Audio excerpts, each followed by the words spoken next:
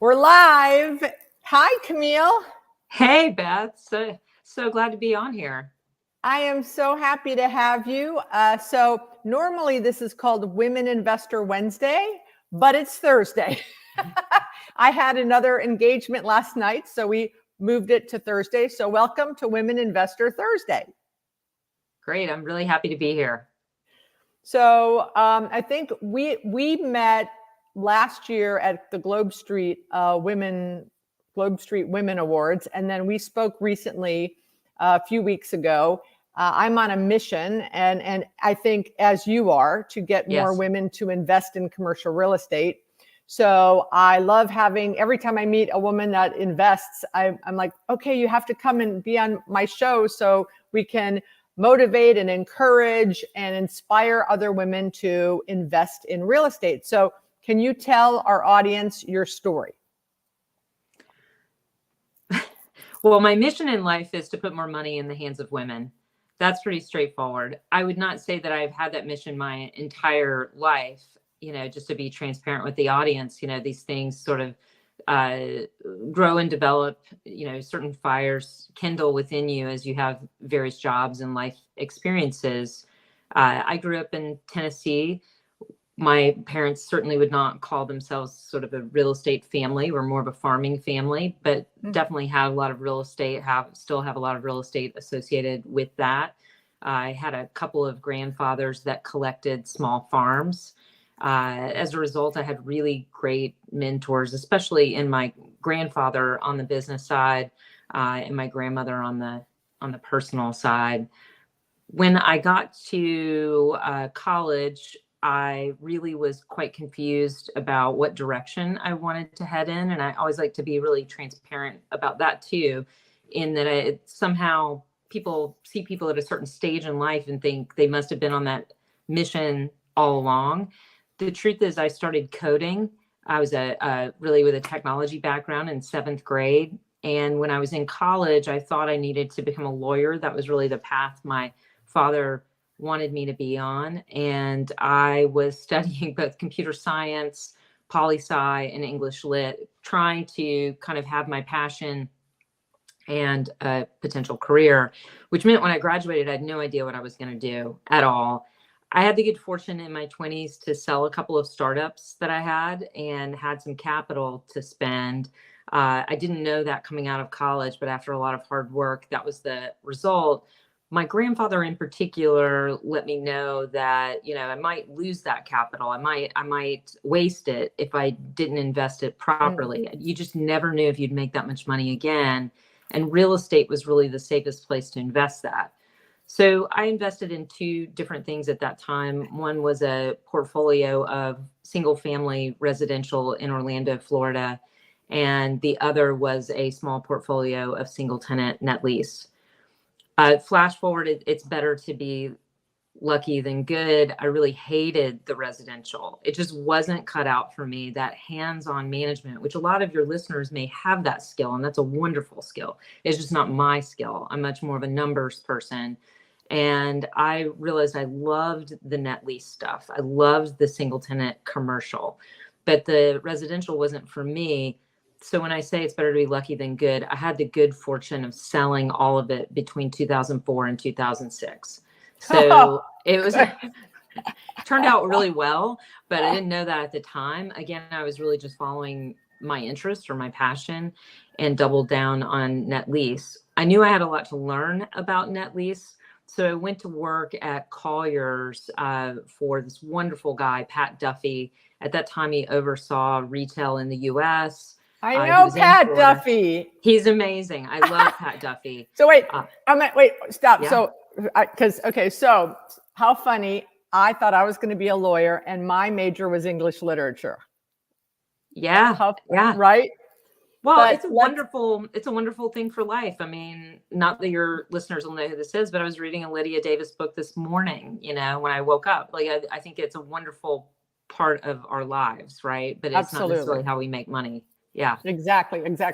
So can we just take a step back? How old were you when you, because I do want to go into the whole net lease thing, but how old were you when you bought? So you did your startups, you cashed out, that's when you first started investing in the resi? Yes. And you bought your first investment was a whole portfolio of single family houses.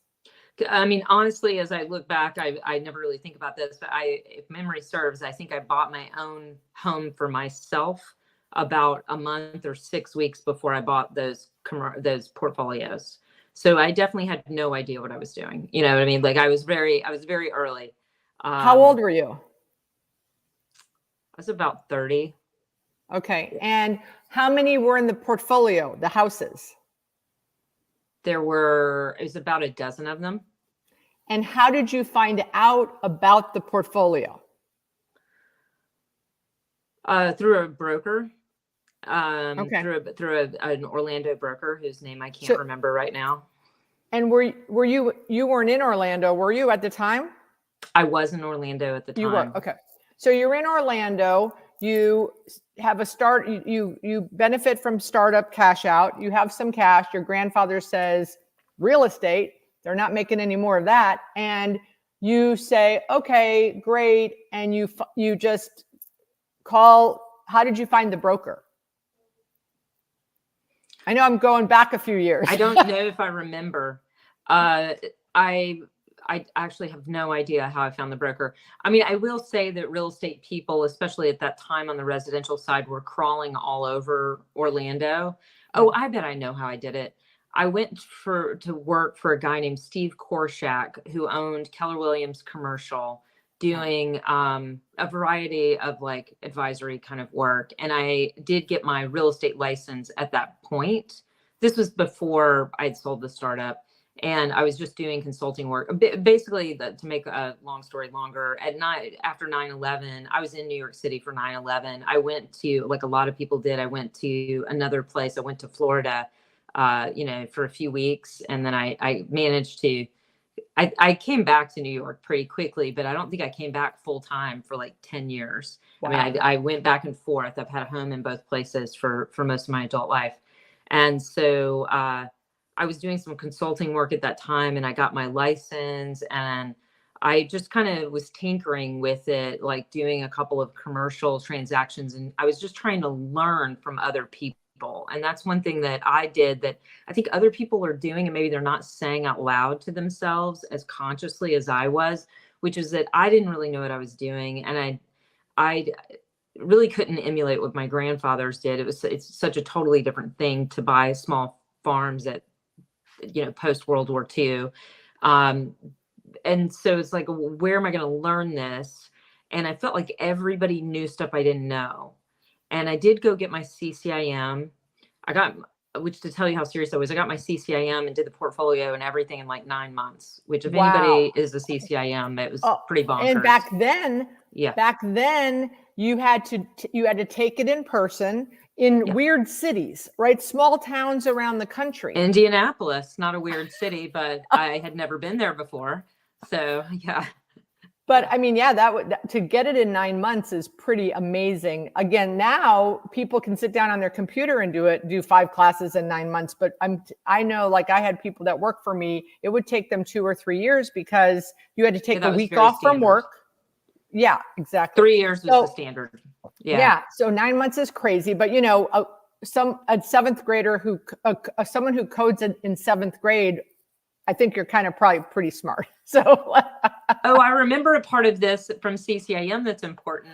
Cynthia Shelton, who is a senior CCIM instructor, was maybe my 101 instructor or something. Again, these are in person.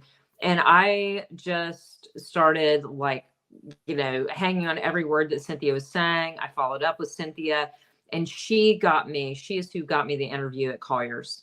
She didn't give me the job, and she was very clear about that, and that I think everybody should try and do that for other people on the phone, on the show audience. Here is just anybody watching. If you can help somebody by just giving them an interview, you don't have to be able to offer them the whole thing.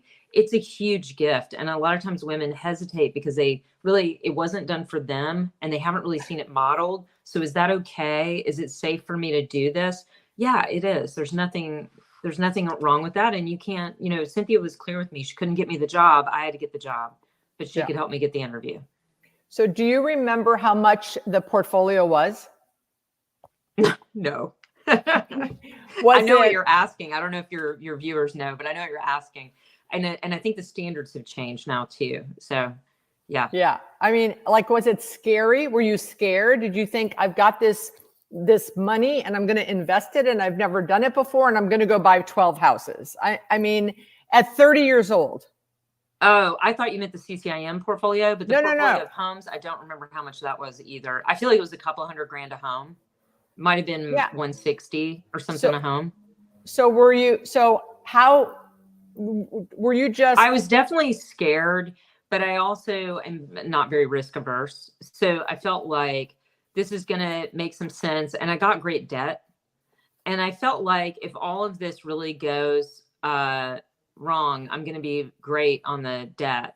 I feel like when I closed, I closed on them in tranches. And when I closed on 3 of them, I'm making that number up, I think I got a check at closing because of the debt was so good. I feel like by the time I got rents and everything, it wasn't a lot, but like I got $2 or $3 grand at closing and I didn't have to write a check. And I was like, wow, this is living. Like, why didn't I know? But 2007 was coming, but it had to come then. Yeah. And how did you know about debt? Was it because of your startups? You knew financial, wherewithal? Okay. Yeah. So this is a weird question. Were you a tomboy growing up? Absolutely. So I have a theory because of what you just said, that you're not risk averse.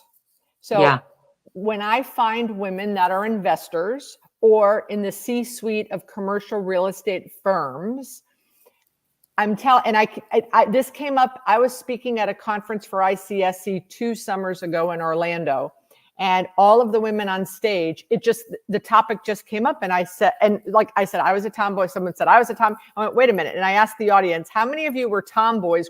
And 80% of the women raised their hand, and I said, well, tomboys are not risk averse. And we don't care if we walk into a room with 200 men like that. People young women always say, how did you handle that? And I just never even, I liked it.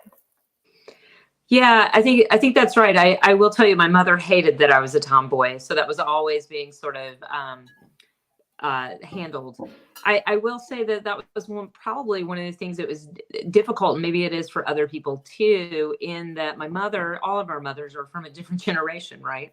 And just slightly different values. And she adores me. Adores me today and is super proud of me. But sometimes in doing that, what you think is best for another person, it's not necessarily a fit. It's just based on your own experience.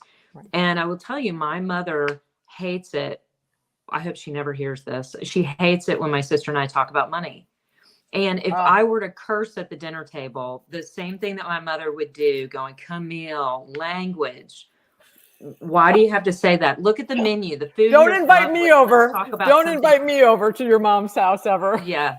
Well, she's heard it all, but you know what I mean? Like, but the way she would try and address it and change the subject and talk about something else, exactly the same way she'll handle money being brought up. And I think because of that, a lot of women are really uncomfortable talking about money and they don't know what their role is supposed to be. Now, at the same time, are a lot of us trained to be accountants and deal with money all the time? I don't really mean in that light. It's more about me making money and about what the value is of something in relation to activity that I'm going to do. That's very uncomfortable. Well, women, I talk about this a lot, that, guys will go on the golf course and say, oh yeah, I got a $250,000 bonus this year. Or they talk about money and women do not. And I never thought about it from the perspective that you just said about our moms. Like, my mom did talk about money, which is why I talk about money, which is why I talk to women about money all the time. And some of them are really uncomfortable with it. And now the next time that happens, I'm going to say, how'd your mom feel about talking about money? Well, my mom will talk about, this is the difference. My mom will talk about saving money. And one of my best girlfriends, Liz, if you complimented her wedding dress, this is classic. She'd be like, yeah, it cost me $10. Like women love to brag about saving money. That's our role. Our role is not, in my mother's eyes, to make money. And that's where it gets uncomfortable. So I think it's just good to be conscious of, because as my sister and I became more aware of it, I mean, we do try and be very polite with my mother, and we love her. But, we've just tried to move into that and say, you know what, we're realizing we actually probably don't talk about it enough. I want you to know my whole portfolio. I want to tell you, and we share advisors and, try and get into each other's investments. I think it's just super, super important. And as you're saying, the men are doing it. The men are taught like they should say, this is making me money. Let's all run over here together. Right. We need to become more comfortable with that. 2 years ago at this, the first year of the summit, it was virtual, and I just started talking, it cost me this, and I raised this. And I just started talking about money, and it was, it was weird. Year 2, we go on the bus tour, and I hand everyone a book of all my deals that we're going to drive by, and how I raised the money, and what I made on the deal, and what was the loan. And people walked off the bus. They're going, "This is amazing!" And yeah, it's so funny. Sarah Harold works for Bills and Sundberg, which is a law firm that I use and is actually a sponsor of one of our sponsors of our event. She wrote, "I was definitely a tomboy too, and Mom hated it." Yeah, my mom was always trying to control that. I will say the Girl Scouts were a real gift to me and all that, because the Girl Scouts really went against the grain, allowed me to be more of a wild, ambitious tomboy, allowed that I didn't have to just be the vision that maybe my parents had for my future. Like the most extreme progressive role I could have was as a lawyer, which is why I was in college trying to train to be a lawyer. Otherwise, I needed my mom had been a teacher. I needed to be something, just a little more traditional. And, growing up in a Southern family in Tennessee, these are the people you see, and often, what is the expression? You can become what you see, or see what you become. So right. I didn't really have anybody in tech that I saw. If you can see it, you can be it. There we go. And that's my theme of the show, of the conference. That's why I want women on stage that I can interview that have done what you've done. So the women in the audience, because the women in the audience, of course, they don't have people in their inner circle investing in real estate. There's only 3% of us, of all of the. So that makes sense when they go, well, I don't know anyone that's doing it. I'm like, well, we can change that, because we're going to have a conference and I'm going to put people on stage that have done it. I also think that if you're doing something that goes against traditional mores, like making money, like playing what in my household would have been a more masculine role, society is going to give you signals that you're doing things wrong. And you will have been taught, without being super conscious, why you're going to be given signals that what you're doing is wrong. Because that society said, don't go down that path. And so then you're just often, when you're trying to grow and learn how to invest, you're just kind of uncomfortable. I can imagine, even as you're saying that you had your first set of deals and you were talking about it, and as people are kind of quiet in front of you and don't know how to respond, that can be difficult to internalize, because you're like, am I sort of not on the right path here? Should I not be sharing this with all these women?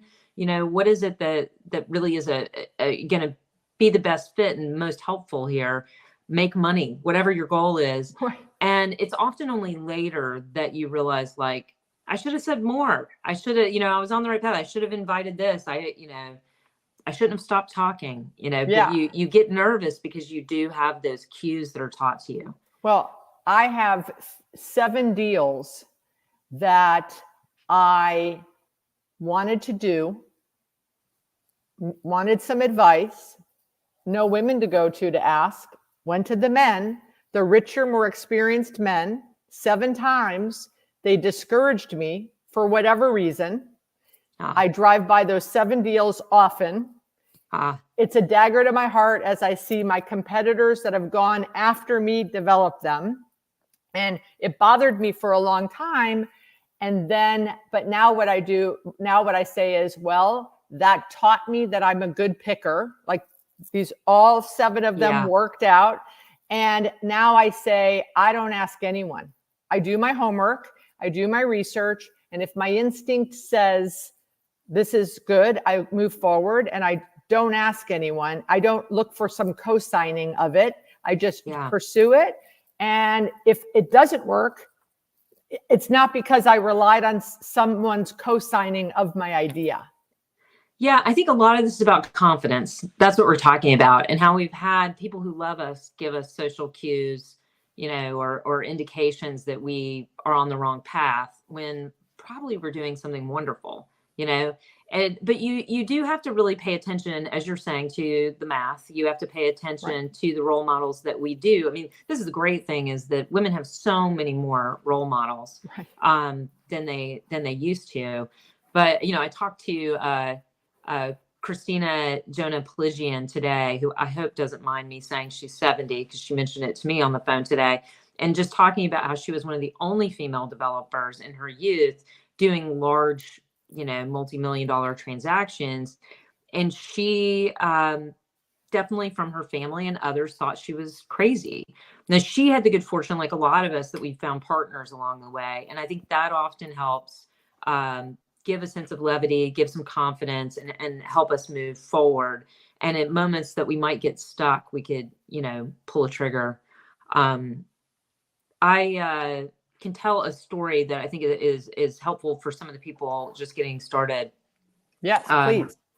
In 2006, I think, and I think I'd been looking for a year or two before that.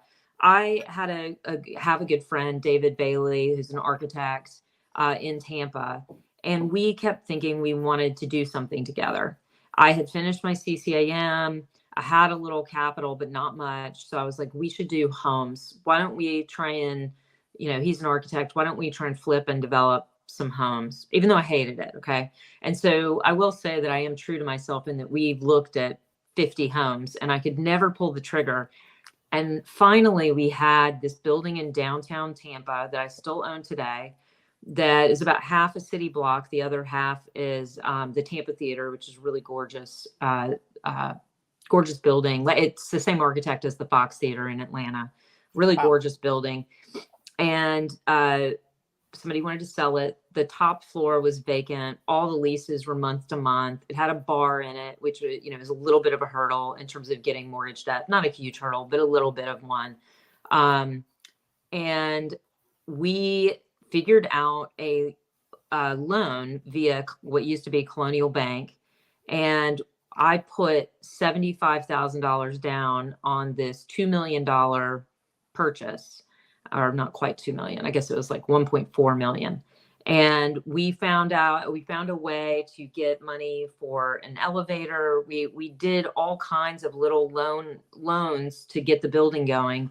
We went to the hub that nobody wanted. It's the oldest bar in Florida. Nobody wanted to have in the building, and they were terrified they were going to get kicked out. We gave them a 15-year lease, which we've extended since then. They're going to be there a really long time. We had to roll up our own sleeves. David and I were each dating different people then, which maybe this is why neither of us are dating those people now. But the four of us went up there with like shorts and masks and gutted out the top of that building so that you could actually see what we had. And we had a really great concrete and brick building from the late 1800s that had no wood on it and was this, large building in downtown Tampa. Now, flash forward, most everybody here knows what has happened in Tampa. I had to go in front of city council a couple of times and ask them to turn the street lights on at night, not once, but twice. There are hurdles that you go through, but if you believe in a project, and I really believed in Tampa, I bought many things in Tampa over time, really believed in it. And it's been pretty lucrative as the tide has turned and Tampa's done so well. But, it's wild what that building is worth today. Given that we put, such little capital down, a lot of sweat equity, but such little capital down there. I ended up selling the block across the street to Benderson, the Tampa Electric Company. I've done like loads of things around the building that has been accretive to my own investment. And it's just been, that's the transaction I learned the most on. And I've had to refinance it many times. Now we have a very low interest, loan on it, which has been great through this part of the cycle. We got a lot of good leases in place. As you learn about your own building, that's a multi-tenant building. As you learn about your own building and what you want a particular lease to be like, a good lawyer is priceless. So actually Stephanie Lieb at Trenum, they're in Tampa, another great female investor. But that one has taught me probably more than anything. And you still own it with the same partner? Yeah, Dave and I still own it. So yeah. That's amazing. Yeah. Okay, so we usually only go till about 7:45. So there's so much else to cover. Today, what's the makeup of your investment portfolio as far as asset classes? Because I do want you to share. I want you to share about the big topic that we want to share today. We want to get to that one, but is it mostly net leases, or is it a hodgepodge of different things, or what does it make up? It's a hodgepodge of different things. So I've got some vacant land in the portfolio that I've bought. All of that is in the Southeast. I think all of it is in Georgia and Tennessee, and I'm looking at buying some more in North Carolina, Asheville area right now. And this is just covered land plays, or you plan on developing? Covered land plays. Yep. Usually land banking is really what it is. Okay. But I do make some money off of them. It depends. We'll see what I find in Asheville. That's what my mind is about right now. I have a 1031 exchange coming up, and so I do want to have something that's generating income, but it'll really be about the acreage. Do you always do exchanges when you sell stuff? No, and I do some. It really depends on the tax year, and it depends on what's going on. Yeah, that's the answer. I don't like the pressure. I really don't mind the pressure. Yeah. We're not here to talk about B+E, but that's another one of my sizable investments. But yeah, share what you do now, and then let's talk about the fund. Yeah, so I run a net lease brokerage firm called B+E. We've got 9 offices nationwide. I'm here in New York. My partner's in Atlanta. We do all things single tenant net lease, only investment sale brokerage. We don't do leases or anything like that. Because of that, we have a lot of expertise in net lease. So I have owned and own, part of the Zurich Bank building in Chicago, that huge building, various FedEx DCs around the country. Most of it has been on this side of the Mississippi. I just understand the real estate better, even though we do have offices everywhere. I very hands-on understand better between New York and Florida. We have dental building. We have a daycare. There are a lot of different net leases. I do have a couple of projects that I've held for a long time in Tampa that are more mom and pop. One to mention in particular that is single tenant is Shuffle. It's this very cool kind of hipster shuffleboard club, very modern. It's got music, it's got alcohol. I have realized alcohol is very important when you're renting to people. If they sell alcohol, they're going to do fine. It doesn't matter if it's COVID, it doesn't matter. I've got a liquor store in a couple of my buildings. They're going to do great. Which honestly, my family discouraged me from in the beginning, because I think there is a bit of a stigma and the lending isn't as good on liquor stores, but they've just been fantastic tenants. So yeah. How many people in the company in B&E? Sorry, I started getting into my portfolio. B&E. I followed you. I think in B&E there are about 40 folks, including the tech side. We've got about a dozen brokers. And it's really, is it the only brokerage firm that has has technological advancements like you do?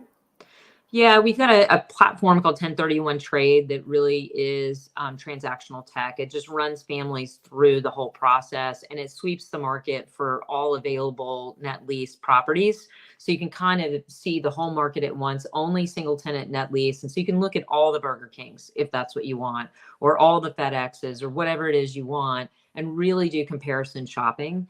As I have been buying car washes, we have a tremendous amount of data there. We definitely have data, just as CoStar does, about what's closed.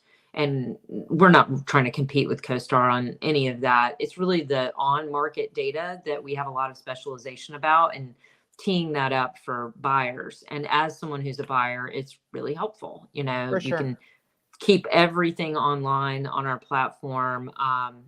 Just if you're having if you're having a transaction with family members or a small fund, it can be very chaotic. And there's just a lot of communication mechanisms in there to help with calendaring and all kinds of things.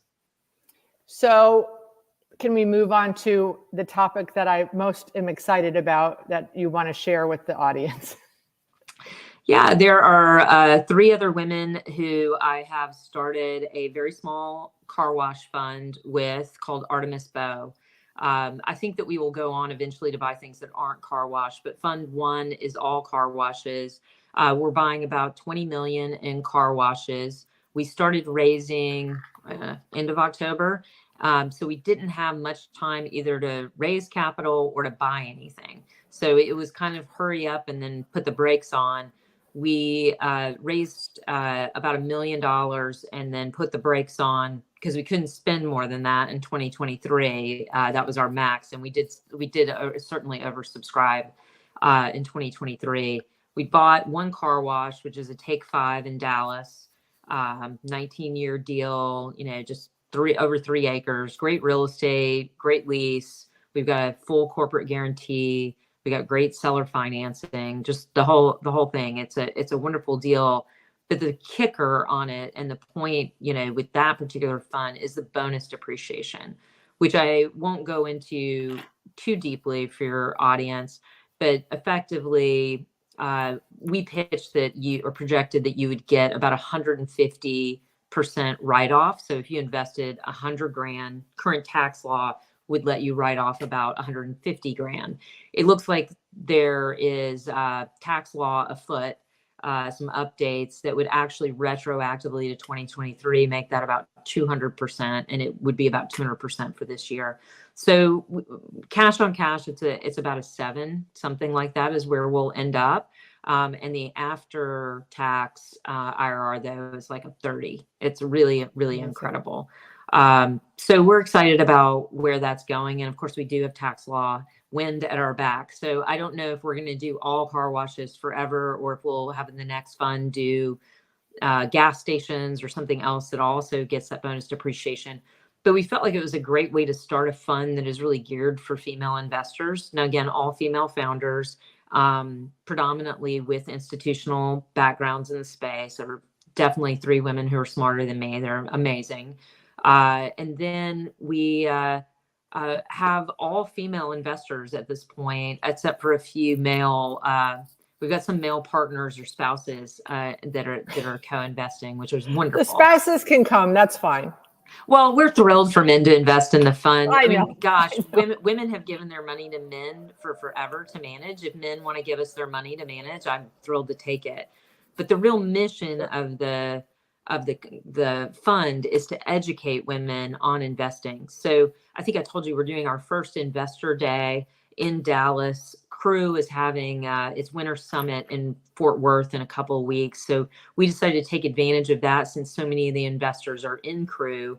We're going to get up early one morning and get in some SUVs and head over to the car wash, go through the car wash in the SUVs, but also do a tour of the site, talk about site selection, and just trying to educate the women a bit on why that particular car wash. We looked at probably 100. Why did we buy that one? And hopefully that will educate them and also help them have dialogue with one another and begin to share deals, which I know is near and dear to your heart too. But I think the better everybody knows each other, the more likely they are to do deals together. One of my mentors likes to say, familiarity breeds attempt. And, so I think that most of our events will be geared around that. So that's amazing. I love that. I just want you to do lots of those, right? I think we will. I was telling a woman today, it's really fascinating who is invested, by the way. It is, I'm not going to, for confidentiality reasons, share who all of them are, but it's a really institutional, fairly senior group. And then we do also have some who are like some of my favorites, some women who are in their 20s and they're doing like their first investments. Our minimum invest is 25 grand, by the way. And we set it that low. I don't know that we always will, but we set it that low because we just want a great access, great accessibility. And I'd rather have a bajillion investors in the first fund and then springboard into other things together. But I think this is a great way to get more women engaged and talking. So if someone in the audience wants to hear more about Artemis Bow, how would you, is it Bow or Bow? It's Bow. It's, Artemis, she's a killer. Yes. She's a killer, Bow. So how would they, what's the best way to reach you or someone else? And I can put it in the chat. Yeah, I would say go to the website to start. It's investartemis.com. Okay, that's easy. Investartemis.com. I'm also happy to connect with any of you on LinkedIn. I'm very avid, as Beth is, LinkedIn user, and happy to connect with anybody there. Invest. It would be helpful if I could spell. So because I can't let you go without talking about Pat Duffy. I love Pat Duffy. Yeah, Pat's awesome. Pat's awesome. I think Pat's amazed that I always talk about him, but he was just really generous with me and gave me a few clients, taught me some guardrails. Really just, I think one thing about real estate is it is an apprenticeship. And that's why so many people shouldn't be intimidated about it. Other people at your stage don't know either. And some people who are more senior than you may not know, depending on what the question is. And you just kind of have to go through that experience. And then there are also experiences, as I mentioned, Christina Jonah today, she was talking about COVID and that there is no experience like that in her life. So just trying to make everything up all over again about how to deal with tenant requests and all kinds of things.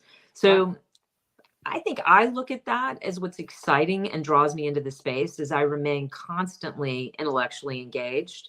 That's part of what's exciting about Artemis Bow, honestly, is like I find it really intellectually engaging right now, even though it's not the biggest thing that I'm working on. I always find B&E intellectually engaging, as we're going into new markets and new deals. But I think you just shouldn't be intimidated and assume that somebody else knows.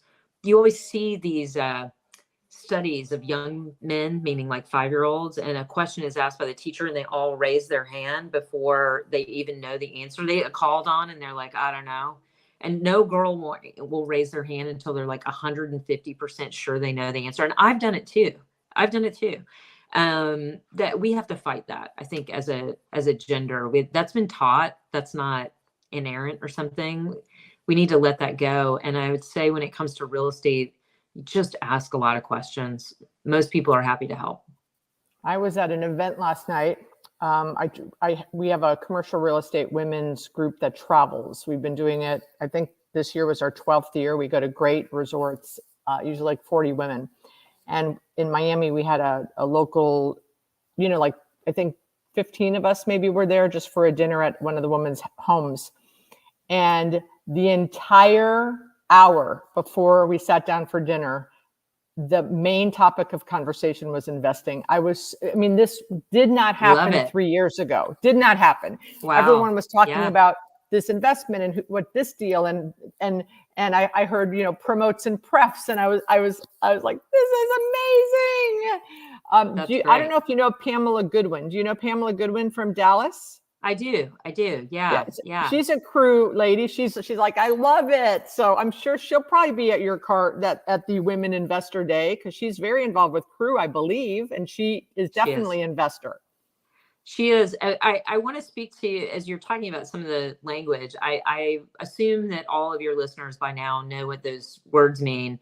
But one of the things that I've talked about as people have looked at Fund 1 for Artemis Bow is that even if you're not going to invest, read the PPM, so that it's not when you do invest, it's not the first time you read one, because like the disclaimers are really scary, but they're going to be the same in all of them. So, become accustomed to what is customary.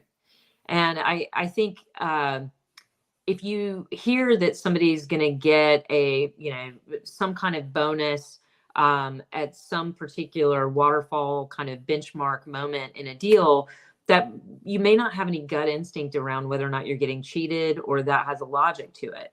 If you look at a bunch of these deals, you'll start to see patterns, Also, if you're thinking about doing one of these deals and creating them, I would also tell you, we don't have a structure like that at Artemis Bow. because mostly if we buy the deal, that's everybody gets the tax write-off, and that's the huge moment. I mean, we do have other moments we make little pops when we sell or refi, but it's Right. about the simplest structure there is. That's and I would great. just say to folks, don't assume that you need to create a really complicated structure. If it's your first deal, you can make it really dumb just so you could say it to anybody and they can repeat it and it make a lot of sense. That's so smart. That is so smart. Okay, so I'm so happy that you were able to come join us tonight. I love that you're doing this, Beth. This is so fantastic. It's a great I series. want you to introduce me to Christina and to another woman named, so any women investors that you know, please introduce me so I can have them on in this series. I sure will. I want everyone to meet women investors. And I love the piece of advice: ask the questions, don't be afraid, step out. What is one more, when were you afraid investing, or when did you have an obstacle investing that you can give us an example or a story of how you overcame it, maybe early on in your career or maybe not so early on? Well, I would say that I have definitely been terrified many times. And I think everybody here should just know that. And now when I am really worried or stressed about something, it's still not great, but it's familiar. You're sort of like, this is what happens at this moment in the economy or at this point in the deal. Am I going to be able to close on this deal? The seller's acting crazy. This is stressful. And I think experience makes you way more even and sort of level-headed. But I would say, one, just know that everybody feels that way, and go have a glass of wine, get up and go to an exercise class and shake it off. There you go. Yeah. But I would also say pay attention to your fears. There's usually a logic structure there. Great advice that is not my advice, is my grandmother's advice, which was you shouldn't work to be unafraid. You should work to be brave. I think those fears, pay attention to them. When you have them, don't beat yourself up that you're afraid. Actually, it'd be like being mad at yourself that you want to yank your hand from a hot stove. That's a good instinct, but wear gloves, whatever the metaphor, right, wherever that metaphor is going to take us. But, just try and be cautious, but feel what you feel, be brave. I love that. Work to be brave. That is definitely a theme for investing in real estate from women, to get that 3% up to 10%, which is my goal. I love it. And I will do everything I can to help it. I would also say in closing, if any of your listeners are going to be at the Winter Summit for Crew, please come up and introduce yourself to me. I would love to meet you. I don't know if I mentioned it, but I'm on the board with Crew Global. So I will definitely be at all the Crew events. So any of the Crew events Global throws, please come up. And maybe we're going to get Camille to come to the summit. We'll see. I would love it. All right. I thank you so much, Camille. Thanks for spending the evening on Women Investor Thursday, and loved all of the advice. And I really appreciate your time. You too, Beth. This is wonderful. Thanks so much. Bye-bye.